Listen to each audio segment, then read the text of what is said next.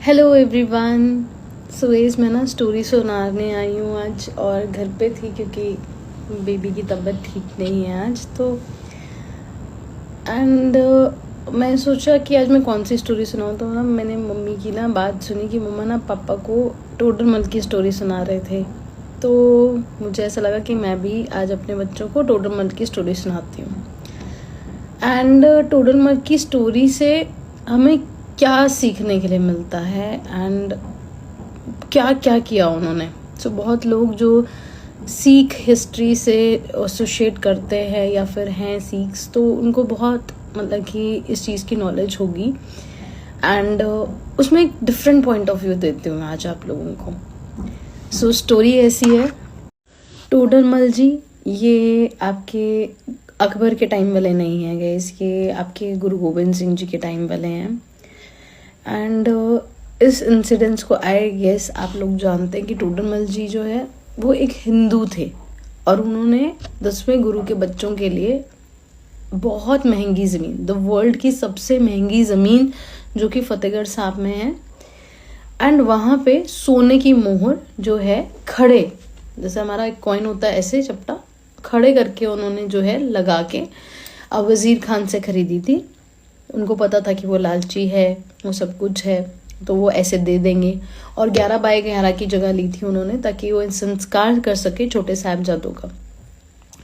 तो गुरुजी बहुत खुश हुए टोडरमल जी से। एंड जब उन्होंने पूछा कि टोडरमल जी अब आप क्या चाहते हो, मुझसे कोई वरदान मांगो, मैं आपसे बहुत खुश हूँ। तो टोडरमल जी जो सबसे अमीर इंसान थे, और उनकी ना एक जहाज़ हवेली भी थी जिसको आप गूगल पे जाके सर्च भी कर सकते हो। मैं यहाँ पे पिक्चर भी अटैच कर रही हूँ। तो इतना ज़बरदस्त स्ट्रक्चर है उसका, एंड क्या इंसान थे वो, और कितना उन्होंने अपनी सारी ज़िंदगी की कमाई जो उन्होंने सिर्फ छोटे साहिबजादों के आपके लास्ट क्रिमिनेशन करने के लिए लगा दी। मतलब कितना बड़ा दिल होगा, क्या मतलब कि लोगों के थॉट्स होंगे उस टाइम पे। वाकई अब ना ऐसा लगता है कि some people are really like ना गॉड, कि उनमें सच में भगवान बसता है, और उनमें से एक जो थे टोडरमल जी थे। एंड जब उनसे भगवान गुरु गोविंद सिंह जी ने पूछा कि आप क्या वरदान मांगते, तो उन्होंने बोला कि मेरा वंश खत्म हो जाए। कहते मेरे आज कभी कभी बच्चे ना हो, मेरा सारा वंश बिल्कुल ख़त्म हो जाए।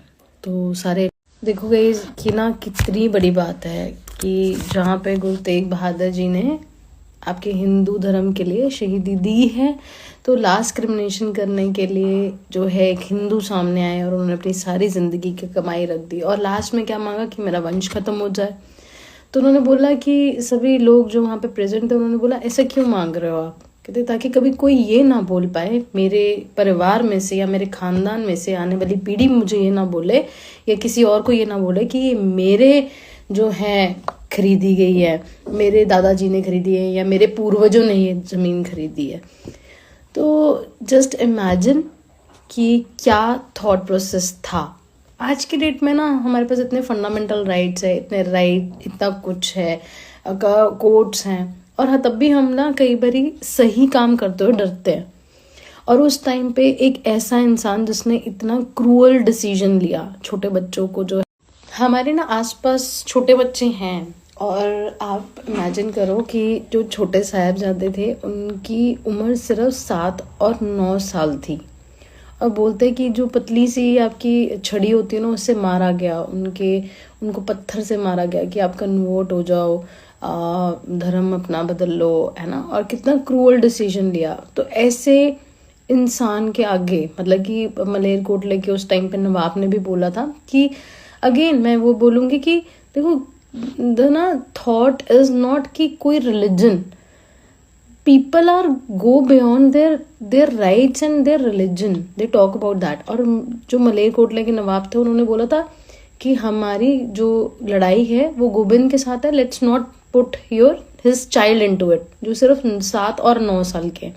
बट स्टिल उन्होंने उनको जो है मार दिया था, दीवारों में चिनवा दिया था। एंड ऐसे जुल्मी ऐसे गई क्रूअल डिसीजन लेने वाला वो नवाब को भी जो नवाब ऐसा कर सकता तो वो टोडरमल जी को भी मार सकता था, उसके वंश को ख़त्म कर सकता था या कुछ भी कर सकता था। तो देखो कि वही बात है कि उस टाइम पे उन्होंने इतनी हिम्मत करके वो चीज़ की, और आज की डेट में जो हमारे पास सारे राइट्स हैं, जो सब कुछ होता है हमारे पास, पुलिस है, कोर्ट्स हैं, फिर भी कई बार हम लोग ना सही काम करने से डर जाते हैं। तो हमें ना अपनी so guys, moral of the story, the moral of this any religion, आप किसी भी रिलीजन की किसी भी स्टोरी में अगर जाओगे तो वो हमेशा हमें यही सिखाते हैं that we should always choose the harder right over the easier wrong. हम लोगों को बहुत इम्पॉर्टेंट है, क्योंकि ये एक एनर्जी है गाइस। अगर हम लोग गलत चीज़ों को चुनेंगे ना तो विद टाइम वो कहीं ना कहीं गलत चीज़ें आप लोगों के साथ एनर्जी चलेगी and you will suffer into life. तो हमेशा हमेशा even in your preparation, even if you become the officer, choose the harder right over the easier wrong. ये बहुत इम्पॉर्टेंट है। Don't fear from anything and बस इतना ही कहना चाहूँगी। I hope you love it.